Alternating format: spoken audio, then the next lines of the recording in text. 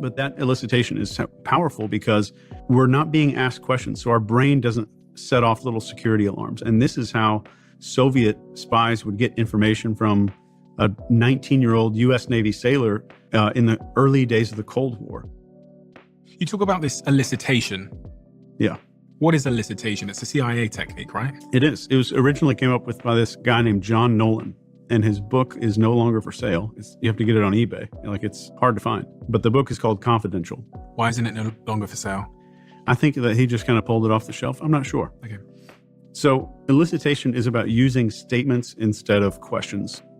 And I'll give you an example. Let's say you and I walk into Whole Foods, we're in New York, so it's probably a block away somewhere. Mm-hmm. We walk in there and there's, let's say there's a young lady stocking produce, and you get in there and I say, all right, Stephen, your goal is to go figure out how much she makes in 60 seconds, and you're not allowed to ask any questions or be awkward. And that's tough, right? It sounds really tough.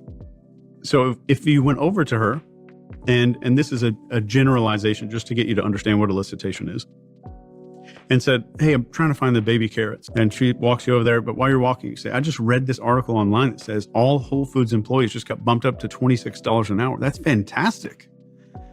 And she turns around and goes, what? No, I make 17. So now she doesn't feel like she's been pressed or questioned about how much she makes. She's correcting you. Mm-hmm. Or let's say you got into an Uber tonight and you said, I just read this article that Uber drivers were one of the top most highly satisfied employees in the country. You're going to get a correction. And you're going to be like, what? Where did you read that? So triggering a need to correct the record is one of the easiest ways to use elicitation, but it's only one. Another one is just making a statement afterwards and saying, I bet you had some interesting experiences doing that, or I can imagine that was challenging. Statements are always going to be better than asking pointed questions because a person feels like they're volunteering information. The third layer of that is disbelief. Let's say I wanted to ask if you just got back from vacation and I didn't want to use any questions. Let's say we meet up for dinner or something and I said, Stephen, you look like you just got back from a vacation. That's a statement. And you're like, no, actually I've been doing this, this, this, and this. So now you've given me more than if I just asked if you're on vacation. And I said, wow. That had to be interesting. I can't imagine that. There's got to be a lot of stuff going on there. And you start talking more and more and more. And then, like, that sounds great. There was no challenges to that entire trip. I love when everything is 100% flawless. And you're like, no, well, actually. And then you start going into that. And I'm like, no way. And then now we have disbelief that comes in. And I haven't asked a single question yet. So that's one thing that I challenge everybody that I train to get really good at is that elicitation piece. So how many layers can I get into a person or a conversation just using these statements? And that's why I wrote, there's a whole chapter about it in this book here. But that elicitation is powerful because we're not being asked questions. So our brain doesn't set off little security alarms. And this is how Soviet spies would get information from a 19-year-old US Navy sailor in the early days of the Cold War. Ship would pull into Thailand, or a submarine would pull into Thailand or Singapore. Then a Russian would go up and these sailors would be drinking at the bar. Russian would sit there, he's got a Aloha shirt on or something, and strike up a conversation. And they say, I know that the German submarines could outrun you because their propellers are 22 and all of your submarine propellers are 18 feet in diameter. And the sailor, slightly drunk, turns around and says, no, they're not. And starts giving up all this information just to correct the record. And that's all they did back then, was just correcting the record. I'm triggering this need to offer some kind of correction to information that's inaccurate.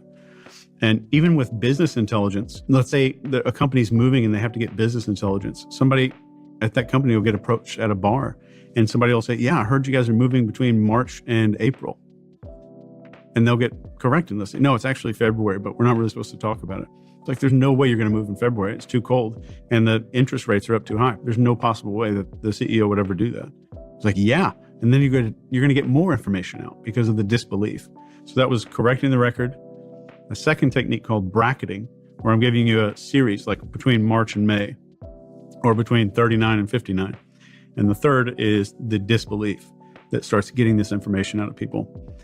So if you want to think about, like, how do I start a conversation or continue one using elicitation, think of the words so, and then do a recap. So you've been doing this for 3 years, or so this is not the best job, but it's getting things done for you. Or I bet. So I bet that was interesting. I bet there were still some challenges there. Or I bet you overcame a whole lot to get to this point. So, or I bet is the best way to do that. And so if I say, I bet you hate that coffee. Yeah. That's a statement, but you're going to endeavor to correct the record either way. Yeah. And if you do hate the coffee, you'll say, yeah. Like, even you saying, yes, I do kind of hate it is offering up information. Yeah. Okay. Interesting. And you could even go on with that. Be like, I bet you hate that coffee. And somebody says, yeah, well, I do kind of hate it. But I can imagine you're the kind of person who likes coffee a very specific way. Well, yeah, here's how I like it a lot. You'd say, that's extremely interesting. No creamer, no sugar. And I'm just recapping. So why is that better than me just going, how do you prefer your coffee?